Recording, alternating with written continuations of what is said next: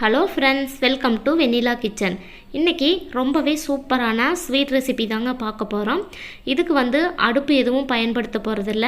நம்ம அடுப்பு பயன்படுத்தாமல் எவ்வளோ சூப்பராக சிம்பிளாக 10 மினிட்ஸில் இந்த ஸ்வீட் பண்ணுறதுன்னு வாங்க வீடியோக்குள்ளே போய் பார்க்கலாம். நீங்கள் இப்போ தான் ஃபர்ஸ்ட் டைம் நம்ம சேனல் பார்க்குறீங்கன்னா மறக்காமல் சப்ஸ்கிரைப் பண்ணிவிட்டு பக்கத்தில் இருக்கிற பெல் ஐக்கானை கிளிக் பண்ணி ஆல்ன்ற ஆப்ஷன் அழுத்திடுங்க. அப்போ தான் நான் போடுற வீடியோ உங்களுக்கு நோட்டிஃபிகேஷனாக வரும். வாங்க இப்போ வீடியோக்குள்ளே போகலாம். இந்த ஸ்வீட் பண்ணுறதுக்கு ஃபஸ்ட்டு 2 கப் அளவுக்கு டெசிகேட்டட் கோகோனட் எடுத்துக்கலாங்க. நீங்கள் கடைகளில் கேட்டாலே தருவாங்க.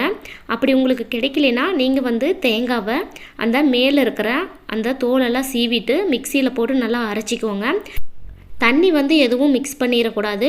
நல்லா ட்ரையாகவே அரைச்சிட்டு ஒரு பேன் வச்சுக்கோங்க. அதில் நீங்கள் இந்த அரைச்ச விழுதை சேர்த்துட்டு நல்லா ஈரப்பதம் போகிற வரைக்கும் நல்லா ஃப்ரை பண்ணிக்கோங்க. ஃப்ரை பண்ண பிறகு நம்ம டெசிகேட்டட் கோகோனட் ஆட் பண்ணிக்கலாங்க. 2 கப் அளவுக்கு டெசிகேட்டட் கோகோனட் சேர்த்துட்டு இது கூட 3/4 கப் அளவுக்கு பவுடர் பண்ணி வச்சுருக்கிற சுகர் ஆட் பண்ணிக்கோங்க. பவுடர் பண்ணிவிட்டு அதுக்கப்புறம் தான் 3/4 கப் நீங்கள் அளந்து எடுத்துக்கணும். சேர்த்துட்டு இது போல் ஒரு ஸ்பூன் வச்சு நல்லா நம்ம மிக்ஸ் பண்ணிக்கலாம். இதுக்கு நம்ம அடுப்பு யூஸ் பண்ண போகிறதில்ல. வாசனைக்காக ஏலக்காவை தட்டிட்டு உள்ளே சேர்த்துக்கோங்க. நீங்கள் மிக்சியில் அரைச்சி கூட சேர்த்துக்கலாங்க. நான் கொஞ்சமாக சுகர் ஆட் பண்ணி ஏலக்காவை சேர்த்து நல்லா பவுட்ரு பண்ணிவிட்டு இதில் சேர்த்துருக்கிறேன். சேர்த்துட்டு இதை நல்லா மிக்ஸ் பண்ணிக்கலாம். இப்போ இது கூட நம்ம பால் 1லேருந்து 2 டேபிள் ஸ்பூன் அளவுக்கு மட்டும் பால் சேர்த்துட்டு நல்லா மிக்ஸ் பண்ணிக்கோங்க. கைகளாலேயே நல்லா கலந்து விடுங்க. இது நம்ம பவுடர் பண்ணி வச்சுருக்கிற சுகர் ஆட் பண்ணியிருக்கிறதுனால நம்மளுக்கு 1லேருந்து 2 டேபிள் ஸ்பூன் அளவுக்கு மட்டும்தாங்க பால் தேவைப்படும். பாருங்கள் எந்த அளவுக்கு நல்லா சாஃப்டாக நம்மளுக்கு மாவு ஒன்று திரண்டு வந்துருச்சுன்னு. இதை கொஞ்ச நேரத்துக்கு நல்லா மிக்ஸ் பண்ணிவிட்டு இதில் பாதி டிவைடாக பிரிச்சுட்டு நம்ம கொஞ்சமாக ஃபுட் கலர் ஆட் பண்ணிக்க போகிறோங்க.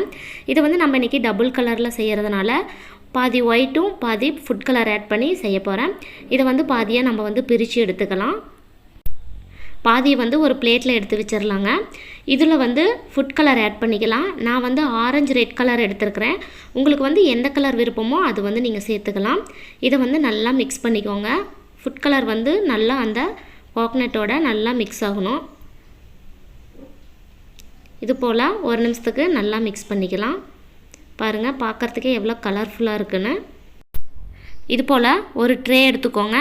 எடுத்துகிட்டு அதில் நம்ம மிக்ஸ் பண்ணி வச்சுருக்கிற எல்லாத்தையும் உள்ளே சேர்த்துடலாங்க. நம்ம ஃபஸ்ட்டு ஒயிட் எடுத்து வச்சிடலைங்களா, அதை ஃபஸ்ட்டு இது போல் சேர்த்துட்டு நல்லா கைகளால் நல்லா ஒரு சமன்படுத்தி விட்ருங்க. ஒரு ஸ்பூன் எடுத்துக்கோங்க. எடுத்துகிட்டு இது போல் நல்லா டேப் பண்ணி ஒரு லெவல் படுத்திக்கலாங்க. அப்போ தான் நம்மளுக்கு பர்ஃபி கட் பண்ணும்போது அழகாக கிடைக்கும். அதுக்காக இது போல் லெவல் படுத்தின பிறகு நம்ம ஏற்கனவே மிக்ஸ் பண்ணி வச்சுருக்கிற அந்த ஃபுட் கலர் சேர்த்துருக்குறோம் இல்லைங்களா, அதையும் இதோட நல்லா எடுத்து சமன்படுத்திட்டு ஒரு ஸ்பூன் வச்சு நல்லா ஒரு லெவல் படுத்திக்கலாங்க. சூப்பரான கலர்ஃபுல்லான தேங்காய் பர்ஃபி ரெடி ஆயிடுச்சிங்க. இது பாருங்கள் பார்க்குறதுக்கே எவ்வளோ அட்டகாசமாக இருக்குது. இது 1 மணி நேரத்துக்கு நீங்கள் ஃப்ரிட்ஜில் வச்சுருந்து எடுத்தாலும் பரவாயில்ல, இல்லைன்னா ஃப்ரீசரில் கூட வச்சுருக்கலாம்.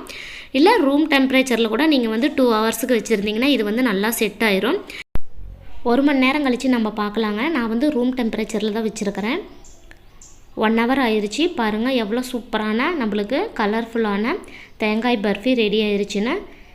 இது அடுப்பு எதுவும் பயன்படுத்தாமல் எவ்வளோ சுலபமாக நம்ம இன்றைக்கி செஞ்சோம். இதே போல் நீங்களும் கண்டிப்பாக செஞ்சு பாருங்கள். நான் அளவுகள் கம்மியாக தான் சேர்த்துருக்கிறேன். உங்களுக்கு அதிகமாக வேணும்னா நீங்கள் அதிகமாக சேர்த்துட்டு நீங்கள் பர்ஃபி ரெடி பண்ணிக்கலாங்க. அவ்வளோதான், சூப்பரான டேஸ்டியான ஸ்வீட் ரெடி ஆயிடுச்சு. இதே போல் நீங்களும் செஞ்சு பார்த்துட்டு எப்படி இருந்துச்சுன்னு எனக்கு ஃபீட்பேக் கமெண்ட் பாக்ஸில் கமெண்ட் பண்ணுங்கள். நான் செஞ்ச இந்த ஸ்வீட் உங்களுக்கு பிடிச்சிருந்தா லைக் பண்ணி ஷேர் பண்ணுங்கள். மறக்காமல் வெண்ணிலா கிச்சனுக்கு சப்ஸ்கிரைப் பண்ணுங்கள். தேங்க்யூ.